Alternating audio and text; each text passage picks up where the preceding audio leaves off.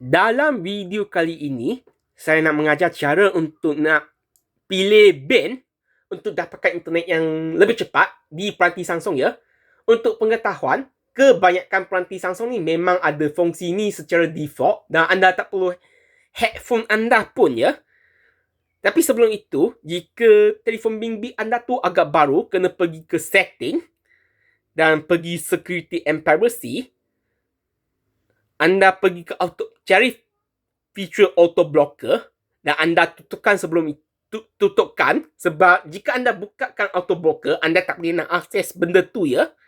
Auto blocker tu lebih kepada membantu anda melindungi peranti anda daripada hacker ataupun masalah security ke ataupun nak mengambil data anda ya. Kena tutupkan sebelum nak akses. Selepas tu anda pergi ke telefon. Anda pergi tekan bintang hash 22663 dan dia akan keluar scene selection menu lah.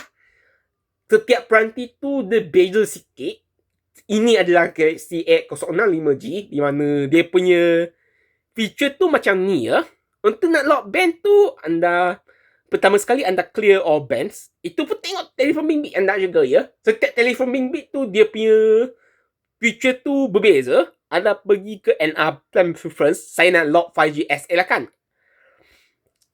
Anda pilih N28 dan juga N78.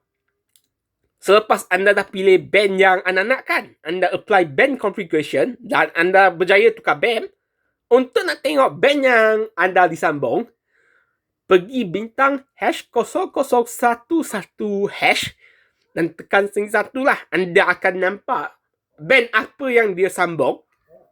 Di mana band yang saya sambung sekarang adalah band 5G SA. Untuk tukar balik, sama juga. Bintang hash 2263 hash. Anda pergi ke SIM card yang ada spek tadi lah. Saya agak SIM satu lah kan. Anda pilih clear, anda pilih select all bands ataupun reset lah. Dan apply band configuration. Semua tu akan pulang ke biasa. Ini saja.